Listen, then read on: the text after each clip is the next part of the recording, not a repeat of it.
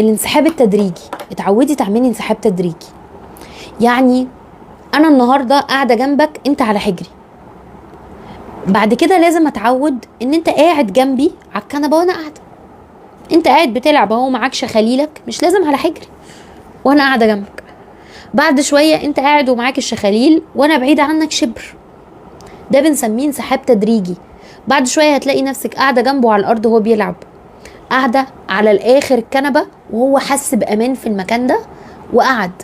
ما تجبريش الطفل ان هو يتعود على حد فجاه، او يجيلكوا ضيوف وتبقي متوقعه ان هو هيسلم عليهم ويبوسهم وتدفع لعمه والحاجات اللي غريبه جدا الناس بتعملها دي. هو يعرفك منين اصلا؟ يعني الناس اللي بتستغرب وتقول اصل ابنك مش اجتماعي، اصل ابنك كش قوي، هو يعرفك منين؟ لو ما يعرفكيش، ما هو لو بيرايل على اي حد بيشوفه من غير ما يبقى عارفه هيبقى هبل.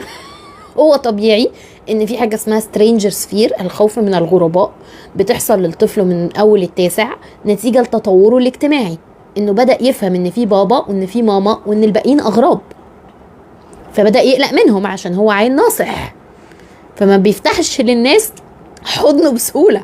ده مش معناه انه اتم ولا مش اجتماعي ولا اي حاجه، ده معناه انه عيل بيفهم وبيتطور كويس، والجمعيه الامريكيه لطب الاطفال بتقول انه شغال كويس قوي وزي الفل. انت زي الفل يا جرمين. فهو طبيعي ان انا مثلا هروح عند تيتا، لو قمت وسبته فجاه هيعيط. انما لو انا قاعده بلعب عند تيتا النهارده من اول النهار، ومع الوقت هو حس بامان في الاوضه دي، ارتاح في الاوضه دي، بقى عارف ابعادها، بقى عارف ماما قاعده فين، بقى عارف تيتا دي لذيذه ولا النهارده قفشه عليا ولا قفشه على ماما. الفايبس، يحسوا الفايبس. اوكي خلاص هي لذيذه. مع الوقت هتلاقيه بيقوم بتقدر الام تنسحب. وبلاش يا جماعه الانسحاب المفاجئ بتاع احنا هنضحك عليه ونقول له بص العصفوره وماما هتجري. ده بيعلم الطفل انه ما يحسش بامان خالص وانتي ماشيه، فبيبقى ماسك وشبطان فيكي قوي ومش فاكر عارف انت جايه ولا لا، بيحس انه اتخدع. هي كلمه كبيره قوي وواسعه بصراحه، بس هو ده اللي بيحصل. الصح ان انا اقول له حبيبي انا لازم انزل عشان انا رايحه اجيب حاجه وجايه بسرعه، وانا جايه اجيب لك معايا ايه، نفسك في ايه، واديله بوسه. هيعيط شويه بس هيبقى عارف ان ماما جايه، ماما ما بتضحكش علينا. وحاجه كمان بنلعب بيكابو، اللي هي بخ، اللي هي بنعمل كده ونقول بو. طبعا العيال بتحبها جدا وبتلعبها معانا بالاشارب، بتفضل تبهدلنا طول النهار وتقول بو، بتلعبها مع نفسها لانها لعبه حلوه وبتنمي المهارات وسهله وببلاش ومش محتاجه حاجه. بنلعبها بقى بالتدريج، اللي هو اتعلم ان ماما بتستخبى وترجع، بعد شويه ماما بتطلع بره الاوضه وتيجي تفاجئه، بيبقى بابا قاعد مثلا فيحس ان في انسحاب تدريجي، ان الست دي بتروح وتيجي. دايما بنقول للام اعمليها قبل ما تنزلي الشغل بفتره، بحيث هو يتعود ان هي لو خرجت هترجع. بعد شويه طولي المده اللي انت قاعده فيها بره شويه وارجعي.